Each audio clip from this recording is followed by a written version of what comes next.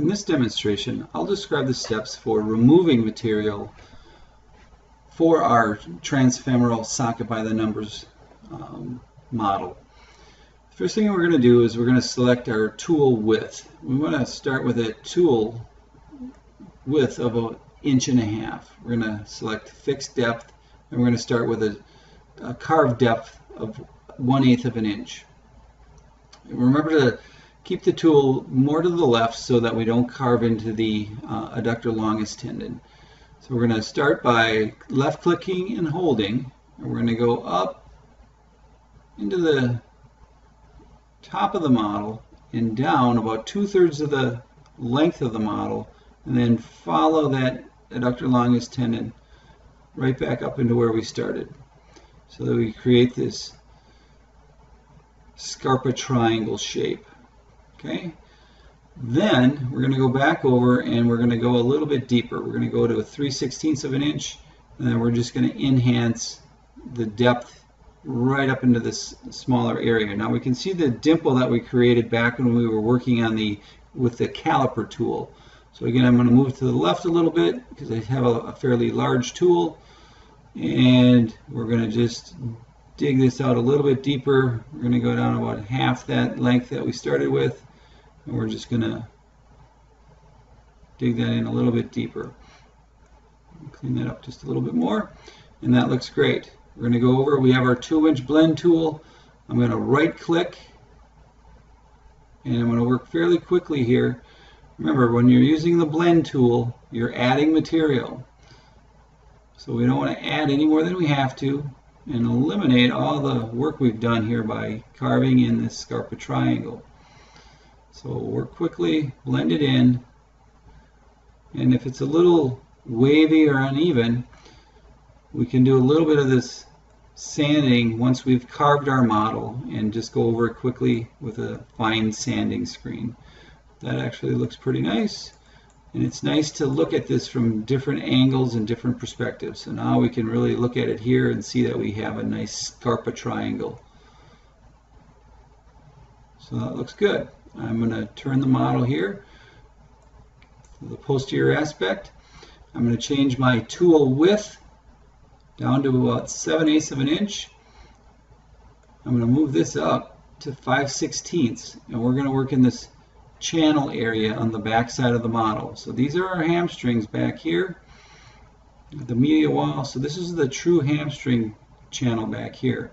So I'm going to start left click, hold, and we're going to take our time and detail this out. And it's nice to kind of start and stop so that if I make a mistake, I don't have to delete the whole area of modification. I can delete just a specific small spot.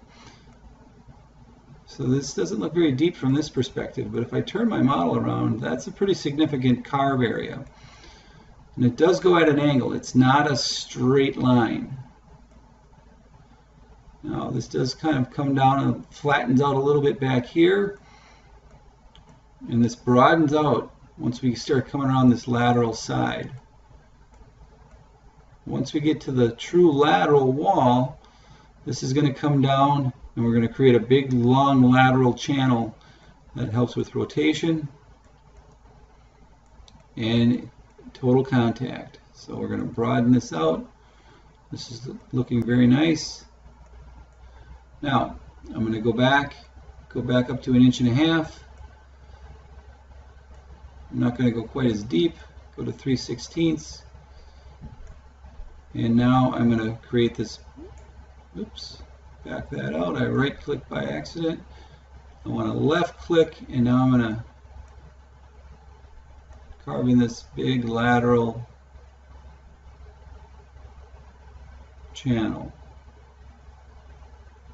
Just have a steady hand. I want to stay about 1 inch from the distal end. I can maybe go down a little bit lower. And this gives me nice control on that femur too.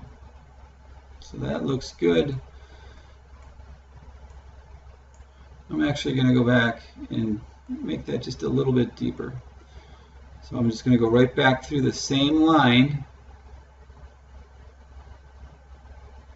It's easy when you already have it done. reposition my mouse and just take that down just another 1/16. I think we can stand to have this just a little bit deeper. Go back in here, and I want to round this corner off.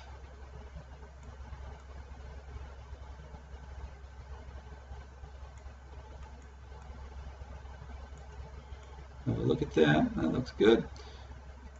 I'm going to zoom out a little bit so I can see the top better. And then we're going to go up into this side here.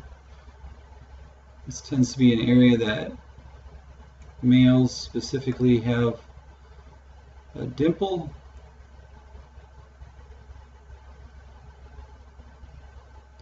Computer's acting a little funny right now.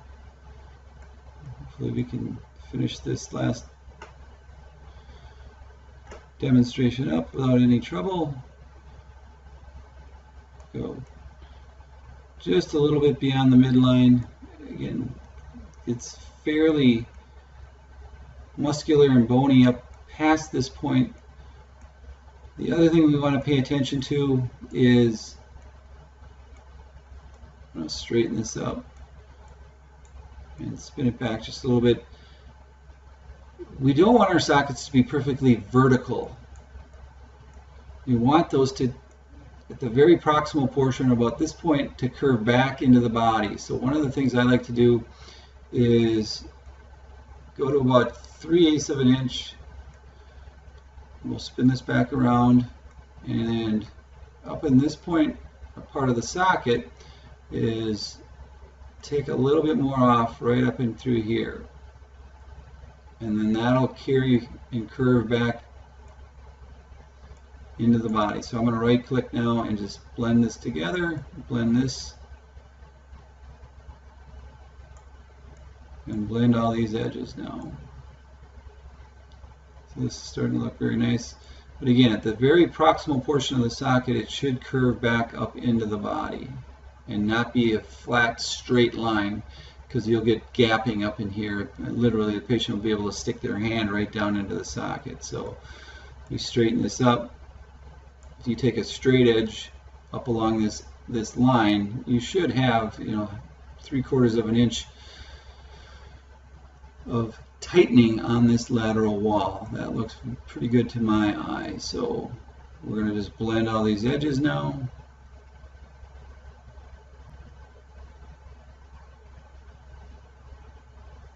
Again, do this efficiently.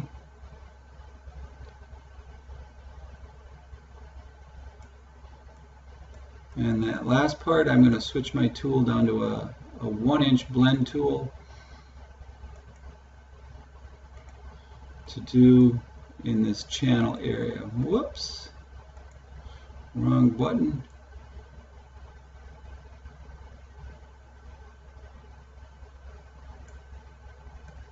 Come around this corner.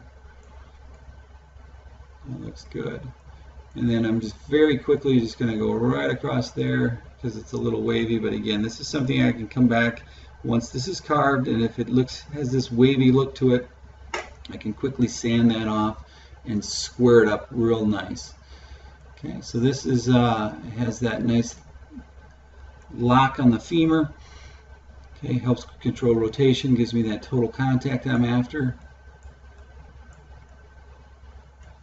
Have my nice Scarpa triangle. My AP should be right on. Doesn't give me an accurate measurement that way. Flat medial wall. Again, my trim line will ultimately be much lower. This is very high. Actually, this comes in handy if you're pulling a flexible inner socket using this. If I want to blend this out a little bit, I'm actually going to leave that there because this is my zero circumference and I want that snugness. All my trim lines are fairly evident here. I have a flare for the adductor longus channel, tendon. This looks very nice. So that's how you use the remove material tool to tighten up all these channels. Scarpa triangle. lateral control. And anywhere else, if you want to remove a little off the distal end, if you feel you have some redundant tissue on the distal end, you can again very quickly and easily just tighten it up in any given area of your socket. So if we spin this around, we want to look down inside our socket at this point to see that inner shape. There it is. And I can simply reorient by using my control tabs up here. So that's the remove material tool.